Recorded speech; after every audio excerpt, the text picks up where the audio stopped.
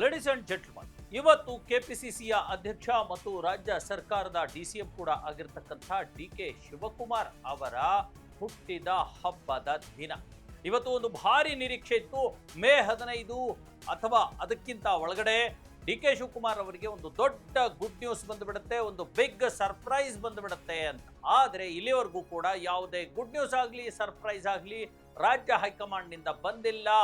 ಇದಕ್ಕೆ ಕಾರಣ ಏನು? ಡಿ.ಕೆ. ಆಡಿದ ಆಟದ ಫಲಿತಾಂಶ ಏನಾಯ್ತು? ಯಾಕೆ ಹೈಕಮಾಂಡ್ ಮೌನವಾಗೋಯ್ತು? ಜೊತೆಗೆ ಸಿದ್ದರಾಮಯ್ಯ ಅಂಡ್ ಟೀಮ್ ಮಾಡಿರ್ತಕ್ಕಂಥ ಆಟ ಯಾವುದು ಮತ್ತು ಯಾವ ರೀತಿಯ ಪರಿಣಾಮ ಬೀರಿದೆ ಅನ್ನೋದ್ರ ಕುರಿತಂತೆ ನಾನು ನಿಮಗೆ ಮಾಹಿತಿಯನ್ನು ಕೊಡ್ತೀನಿ. ನೀವು ನೋಡ್ತಾ ಇದ್ದೀರಾ ನೆಲ ಜಲ ಭಾಷೆಗಾಗಿ ಪ್ರಾಮಾಣಿಕ ಪತ್ರಿಕೋದ್ಯಮ ನಿಮ್ಮ ಫೋಕಸ್ ಟಿವಿ. ಇದು ಎಕ್ಸ್ಪ್ಲೈನರ್. ನಾನು ಹಬೀಬ್ ದಂಡಿ.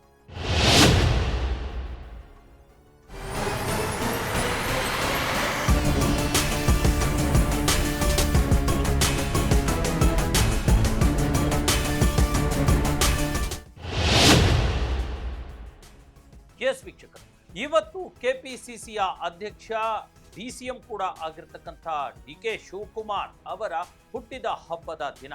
ಕಾಂಗ್ರೆಸ್ ಪಕ್ಷದಲ್ಲಿ ಟ್ರಬಲ್ ಶೂಟರ್ ಅಂತಾನೆ ಕರೆಸಿಕೊಳ್ಳುವಂಥ ಡಿ.ಕೆ. ಶಿವಕುಮಾರ್ ಸಂಘಟನಾ ಚತುರರು ಕೂಡ ಹೌದು. ಅಲ್ಲದೆ ಕಾಂಗ್ರೆಸ್ ಪಕ್ಷದ ಹಿರಿಯ ನಾಯಕರ ಹೈಕಮಾಂಡ್ನ ಪ್ರೀತಿಯ ಕಣ್ಣಿಗೆ ಗುರಿಯಾಗಿರ್ತಕ್ಕಂಥ ಒಂದು ರೀತಿಯ ನೀಲಿ ಕಣ್ಣಿನ ಹುಡುಗ ಡಿ.ಕೆ. ಶಿವಕುಮಾರ್ ಅವರ ಹುಟ್ಟಿದ ಹಬ್ಬದ ದಿನ. ಆದರೆ ಡಿ.ಕೆ. ಶಿವಕುಮಾರ್ ಅವರ ಬೆಂಬಲಿಗರಿಗೆ ಮತ್ತು ಅವರ ಬೆಂಬಲಿಗ ಶಾಸಕರಿಗೆ ಸಾಕಷ್ಟು ಕುತೂಹಲ, ನಿರೀಕ್ಷೆ ಎಲ್ಲವೂ ಕೂಡ ಮನೆ ಮಾಡಿತ್ತು. ಮೇ 15ರ ಒಳಗೆ ಒಂದು ದೊಡ್ಡ ಮಟ್ಟದ ಅನೌನ್ಸ್ಮೆಂಟ್ ಹೈಕಮಾಂಡ್ನಿಂದ ಬಂದೇ ಬರುತ್ತೆ. ಮತ್ತೆ ನಮ್ಮ ಅಣ್ಣ ಒಂದು ದೊಡ್ಡ ಮಟ್ಟದ ಸ್ಥಾನವನ್ನು ಅಲಂಕರಿಸಿಬಿಡುತ್ತಾರೆ ಅನ್ನುವಂಥ ಮಾತುಗಳು ಕೇಳಿ ಬಂದಿತ್ತು. ಅಷ್ಟೇ ಯಾಕೆ ರಾಮನಗರದ ಶಾಸಕ ಆಗಿರ್ತಕ್ಕಂಥ ಇಕ್ಬಾಲ್ ಹುಸೇನ್ ಇದೇ ಮಾತನ್ನ ಹೇಳಿದ್ರು. ಚನ್ನಗಿರಿಯ ಶಿವಗಂಗಾ ಬಸವರಾಜ್ ಕೂಡ ಇದೇ ಮಾತನ್ನ ತಿಂಗಳುಗಳಿಂದ ಹೇಳ್ತಾನೆ ಬರ್ತಾ ಇತ್ತು. ಆದ್ರೆ ಆ ಮೇ 15 ಇವತ್ತು ಬಂದೇ ಬಿಟ್ಟಿದೆ. ಆದರೆ ಡಿ.ಕೆ. ಶಿವಕುಮಾರ್ ಅವರಿಗೆ ಅಂಥ ದೊಡ್ಡ ಮಟ್ಟದ ಯಾವುದೇ ಅನೌನ್ಸ್ಮೆಂಟ್ ಹೈಕಮಾಂಡ್ ನಿಂದ ಬಂದಿಲ್ಲ. ನೇರವಾಗಿ ಕುರ್ಚಿ ಫೈಟ್ಗೆ ಇಳಿದಿದ್ದ ಡಿ.ಕೆ. ಶಿವಕುಮಾರ್ ಅಂಡ್ ಟೀಮ್ಗೆ ಕುರ್ಚಿ ಅಂದ್ರೆ ಮುಖ್ಯಮಂತ್ರಿ ಗಾದಿಯ ದೊಡ್ಡ ಮಟ್ಟದ ಜಯ ಇವತ್ತಿಗೂ ಕೂಡ ಸಿಕ್ಕಿಲ್ಲ. ಆ ಒಂದು ಬೇಸರದ ನಡುವೆಯೇ ಇವತ್ತು ಡಿ.ಕೆ. ಶಿವಕುಮಾರ್ ಅವರು ತಮ್ಮ ಹುಟ್ಟುಹಬ್ಬವನ್ನ ಆಚರಿಸ್ಕೋಬೇಕಿದೆ ಮತ್ತು ಅವರ ಬೆಂಬಲಿಗರು ಕೂಡ ಹುಟ್ಟುಹಬ್ಬವನ್ನ ಆ ಕಾರ್ಯಕ್ರಮವನ್ನ ನಡೆಸ್ಕೊಡ್ಬೇಕಿದೆ ಅಲ್ವಾ? ಆದರೆ ಯಾಕೆ ಹೀಗಾಯ್ತು?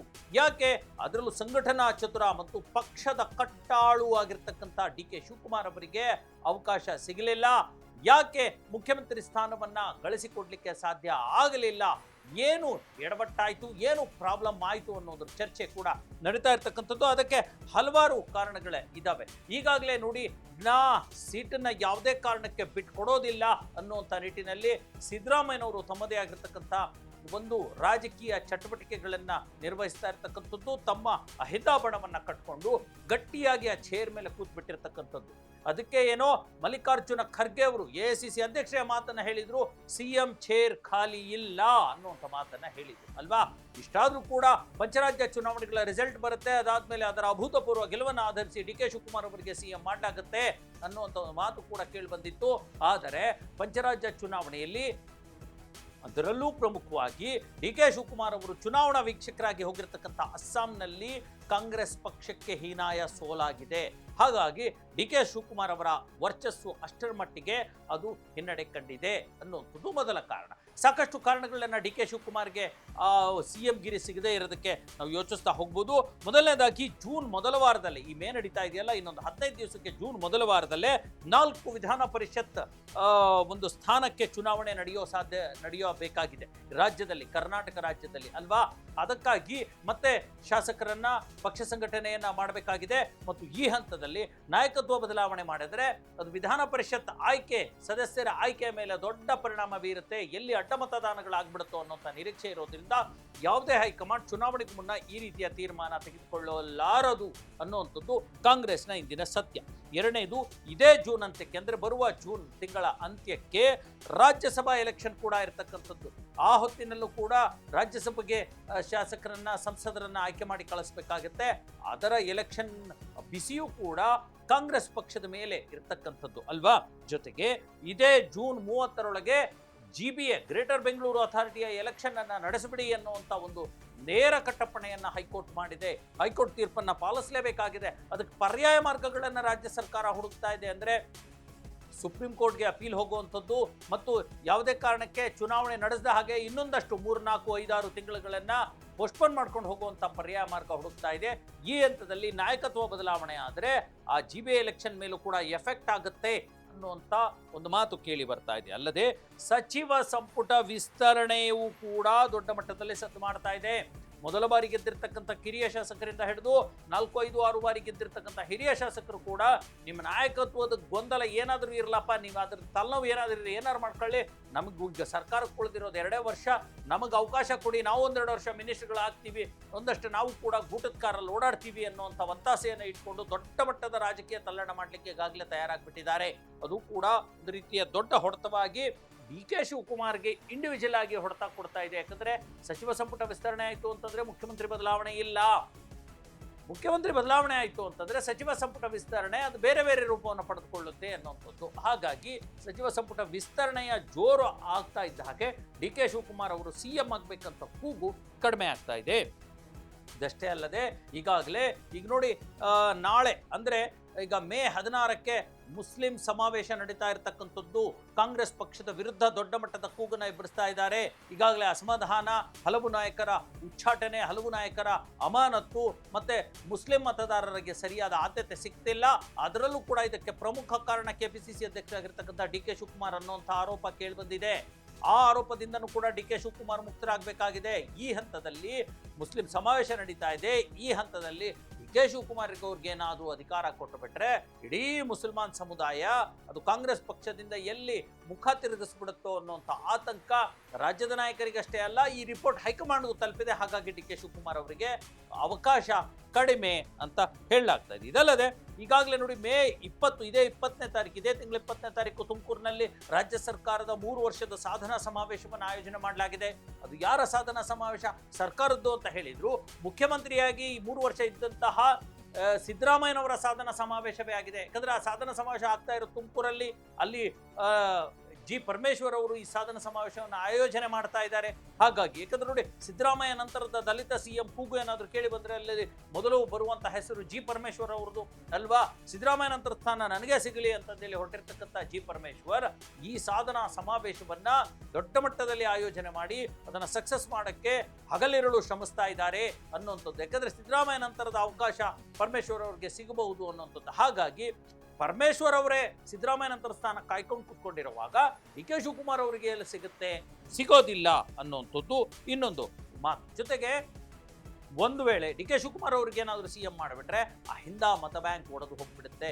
ಕಾಂಗ್ರೆಸ್ಸಿಗೆ ಇವತ್ತಿರ್ತಕ್ಕಂಥ ಪಾರಂಪರಿಕ ವೋಟು ಮತ್ತು ವೋಟ್ ಬ್ಯಾಂಕ್ ಯಾವುದು ಅಂದರೆ ಅದು ಅಹಿಂದ. ಅದು ಅಲ್ಪಸಂಖ್ಯಾತರು, ದಲಿತರು, ಹಿಂದುಳಿದ ವರ್ಗದವರು, ಅದರಲ್ಲೂ ಬಹುಸಂಖ್ಯಾತರಾಗಿರ್ತಕ್ಕಂಥ ಈ ಮುಸಲ್ಮಾನ್ ವೋಟ್ಗಳೇ ಹೋಗ್ಬಿಟ್ರೆ ಅದು ಬಹಳ ಕಷ್ಟ ಆಗುತ್ತೆ. ಹಾಗಾಗಿ ಒಂದು ರೀತಿಯ ವಿರೋಧಾಭಾಸ ವ್ಯಕ್ತ ಆಗಿರ್ತಕ್ಕಂಥ DK ಶಿವಕುಮಾರ್ ಅವರಿಗೆ ಈ ಸದ್ಯಕ್ಕೆ ಕೊಡೋದು ಬೇಡ, ಅಹಿಂದಾದ ಒಂದು ದೊಡ್ಡ ನಾಯಕ ಆಗಿರ್ತಕ್ಕಂಥ ಸಿದ್ದರಾಮಯ್ಯನವ್ರನ್ನೇ ಮುಂದುವರಿಸೋಣ ಅನ್ನುವಂಥ ಚರ್ಚೆ ಕೂಡ ಕಾಂಗ್ರೆಸ್ನಲ್ಲಿ ಇರೋದ್ರಿಂದ ಅದು DK ಶಿವಕುಮಾರ್ ಅವ್ರಿಗೆ ದೂರದ ಕೈಗೆಟಕದ ದ್ರಾಕ್ಷಿಯಾಗಿ ಪರಿಣಮಿಸಿದೆ. ಜೊತೆಗೆ ಈಗಾಗಲೇ ದಲಿತ CM ಹೊಡೆತ ಅಂತೂ ಇದ್ದೇ ಇದೆ ಅಲ್ವಾ. ಈ ಕಡೆ ಪರಮೇಶ್ವರ್ ಇದ್ದಾರೆ, ಆ ಕಡೆ ಖರ್ಗೆ ಇದ್ದಾರೆ. ಅದಕ್ಕೂ ಕೈ ತಪ್ಪಿದ್ರೆ HC ಮಹದೇವಪ್ಪನವರು ನಾನು ಏನೋ ಒಂದು ಕೈ ಕಡಿಮೆ ಇಲ್ಲ ಅಂತ ಇದ್ದಾರೆ, KH ಮುನಿಯಪ್ಪ ಇದ್ದಾರೆ ಅಲ್ವಾ. ಹಾಗಾಗಿ ಈ ಒಂದು ಹೊಡೆತಾನು ಕೂಡ DK ಶಿವಕುಮಾರ್ ಅವರ CM ಗಾದಿಯ ಹಾದಿಯನ್ನ ಕಂಟ್ರೋಲ್ ಮಾಡಿದೆ. ಇದಷ್ಟೇ ಅಲ್ಲದೆ 2 ಬೈ ಎಲೆಕ್ಷನ್ಗಳು ಮತ್ತೆ ರಾಜ್ಯ ಕಾಂಗ್ರೆಸ್ ತಲೆಯ ಮೇಲೆ ಬಂದು ನಿಂತಿದೆ. ಮೊನ್ನೆ ನೋಡಿ, ಬಾಗಲಕೋಟೆ, ದಾವಣಗೆರೆ ದಕ್ಷಿಣ ಮುಗಿದೋಯ್ತು ಬೈ ಎಲೆಕ್ಷನ್ ಅನ್ಕೊಳ್ಳಾಗಿಲ್ಲ. ಈಗ ಮತ್ತೆ ಹಿರಿಯೂರಿನ ಶಾಸಕರಾಗಿದ್ದಂತಹ D. ಸುಧಾಕರ್ ಅವರು ಸಚಿವರು ಅವರು ಅಸುನಿಗಿದ್ದಾರೆ. ಅವರ ಸ್ಥಾನಕ್ಕೆ ಈಗ ಮತ್ತೆ 6 ತಿಂಗಳೊಳಗಡೆ ಬೈ ಎಲೆಕ್ಷನ್ ನಡೆಸಬೇಕಾಗಿದೆ. ಜೊತೆಗೆ ಕಾಂಗ್ರೆಸ್ಸಿನ DK ಶಿವಕುಮಾರ್ ಅವರ ಪರಮಾಪ್ತ ವಿನಯ್ ಕುಲಕರ್ಣಿಗೆ ಜೈಲಾಗಿದೆ ಅಲ್ವಾ. ಆ ಜೈಲಾಗಿರೋದ್ರಿಂದ 2 ವರ್ಷಗಳಿಗಿಂತ ಹೆಚ್ಚು ಮೇಲ್ಪಟ್ಟು ಜೈಲಾದರೆ ಅಲ್ಲಿ ಶಾಸಕತ್ವ ರದ್ದಾಗುತ್ತೆ, ಅಲ್ಲಿ ಮತ್ತೆ ಉಪಚುನಾವಣೆ. ಹಾಗಾಗಿ ಧಾರವಾಡ ಗ್ರಾಮೀಣ ಭಾಗದ ಒಂದು ಕ್ಷೇತ್ರಕ್ಕೆ ಮತ್ತೆ ಹಿರಿಯೂರಿಗೆ 2 ವಿಧಾನಸಭಾ ಕ್ಷೇತ್ರಕ್ಕೆ ಮತ್ತೆ ಬೈ ಎಲೆಕ್ಷನ್ ಆಗಬೇಕಾಗಿದೆ. ಆ ತಲೆನೋವು ಕೂಡ ಕಾಂಗ್ರೆಸ್ ಸರ್ಕಾರದ ಮೇಲೆ ಇರತಕ್ಕಂಥದ್ದು. ಎಲ್ಲದಕ್ಕಿಂತ ಹೆಚ್ಚಿನದಾಗಿ ಪಂಚರಾಜ್ಯ ಚುನಾವಣೆಗಳಲ್ಲಿ ತನ್ನ ಅಸ್ತಿತ್ವವನ್ನು ಸಾಬೀತುಪಡಿಸಿರ್ತಕ್ಕಂಥ ಕಾಂಗ್ರೆಸ್ ಪಕ್ಷ ಕೇರಳದಲ್ಲಿ ಅಧಿಕಾರವನ್ನ ಹಿಡಿತಿದೆ. ಹಾಗೂ ಹೀಗೂ ಅಳೆದು ತೂಗಿ ಕೇರಳದಲ್ಲಿ ಸುಮಾರು 10 ದಿನಗಳ ನಂತರ ಕಾಂಗ್ರೆಸ್ ಹೈಕಮಾಂಡ್ ಸತೀಸನ್ ಅವರನ್ನ ಮುಖ್ಯಮಂತ್ರಿ ಸ್ಥಾನಕ್ಕೆ ಆಯ್ಕೆ ಮಾಡಲಾಗಿದೆ. ಹಾಗಾಗಿ ಅಲ್ಲದೆ ತಮಿಳುನಾಡಲ್ಲೂ ಕೂಡ ವಿಜಯ್ಗೆ ಸಪೋರ್ಟ್ ಮಾಡೋದ್ರ ಮೂಲಕ ವಿಜಯ್ ಸರ್ಕಾರನೂ ಕೂಡ ರಚನೆ ಆಗುತ್ತೋ ಇಲ್ಲೋ ಅನ್ನೋಂಥ ಒಂದು ತಲೆನೋವಿಗೆ ಬಂದುಬಿಟ್ಟಿತ್ತು. ಈ ಕಡೆ DMK ಸಂಬಂಧನೂ ಕಳ್ಕೊಂಡಿದ್ರು, ಈ ಕಡೆ ವಿಜಯ್ ಸರ್ಕಾರನೂ ರಚನೆ ಆಗ್ತಿಲ್ಲ, ನಾವು ಎರಡೂ ಬಿಟ್ಟು ಏನೋ 3 ಬಾಲ ಹಿಡಿಯೋ ಕೆಲಸ ಮಾಡಿಬಿಟ್ವಾ ಅನ್ನುವಂಥ ಒಂದು ಚಿಂತೆ ಕಾಂಗ್ರೆಸ್ಸಿಗೆ ಉಂಟಾಗಿತ್ತು. ಈಗ ಇವೆರಡೂ ತಲೆನೋವು ಸದ್ಯಕ್ಕೆ ಕಡಿಮೆ ಆಗಿರೋದ್ರಿಂದ ಈ ಸದ್ಯಕ್ಕೆ ಅಂದರೆ ಇವತ್ತು DK ಶಿವಕುಮಾರ್ ಅವರ ಹುಟ್ಟಿದ ಹಬ್ಬದ ದಿನನೇ ಈ ನಿರ್ಧಾರವನ್ನು ಅಂದರೆ CM ಗಾದಿಯನ್ನು ಬದಲು ಮಾಡುವಂಥ ಯಾವುದೇ ನಿರ್ಧಾರಕ್ಕೆ ಹೈಕಮಾಂಡ್ ಬರೋದಿಲ್ಲ, ಬರೋ ಸಾಧ್ಯತೆ ಸದ್ಯಕ್ಕೆ ಇಲ್ಲ ಅನ್ನುವಂಥದ್ದು ಸ್ಪಷ್ಟಗೊಳ್ತಾ ಇದೆ. ಈ ಮೂಲಕ DK ಶಿವಕುಮಾರ್ ಅವರಿಗೆ ಹುಟ್ಟಿದ ಹಬ್ಬದ ಗಿಫ್ಟ್ ಬರುತ್ತೆ ಅನ್ನುವಂಥ ನಿರೀಕ್ಷೆಯಲ್ಲಿದ್ರಲ್ಲ DK ಶಿವಕುಮಾರ್ ಮತ್ತು ಅವರ ಬೆಂಬಲಿಗರು ಮತ್ತು ಅವರ ಒಡನಾಡಿಗಳು, ಇವರೆಲ್ಲರಿಗೂ ಕೂಡ ಕೊಂಚ ನಿರಾಸೆಯಾಗಿದೆ.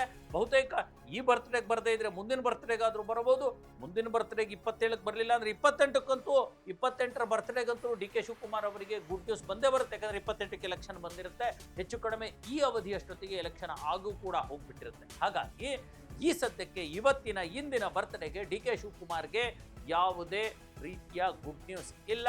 ಸದ್ಯಕ್ಕೆ ಕೇಕ್ ಕಟ್ ಮಾಡಿ ತಿನ್ನಬಹುದು, ಜೊತೆಗೆ ಒಂದಷ್ಟು ಸಿಹಿ ಹಂಚಿ ಡ್ಯಾನ್ಸ್ ಮಾಡಿ ಅಭಿಮಾನಿಗಳಿಗೆ ಜೊತೆಗೆ ಒಂದೆರಡು ಸ್ಟೆಪ್ ಹಾಕ್ಬೋದು. ಅಷ್ಟಕ್ಕೆ DK ಶಿವಕುಮಾರ್ ಅವರ ಇಂದಿನ ಗುಡ್ ನ್ಯೂಸ್ ಸೀಮಿತ ಆಗಿದೆ. ಯಾಕಂದರೆ ಸಿದ್ದರಾಮಯ್ಯನವರು ಹೆಣದ ಅಹಿಂದ ವರ್ಗದ ಮತ್ತು ಸಿದ್ದರಾಮಯ್ಯನವರ 4 ದಶಕಗಳ ರಾಜಕಾರಣದ ಒಂದು ಅನುಭವ ಇದೆಯಲ್ಲ, ಅದು ಅಷ್ಟು ಈಸಿಯಾಗಿ ಆ ಒಂದು ಕುರ್ಚಿಯನ್ನು, ಆ ಒಂದು ಸೀಟನ್ನು ಬಿಟ್ಕೊಡೋದಕ್ಕೆ ಸಾಧ್ಯ ಇಲ್ಲ ಅನ್ನುವಂಥದ್ದು ಮತ್ತೆ ಪ್ರೂವ್ ಆಗ್ತಾ ಇದೆ.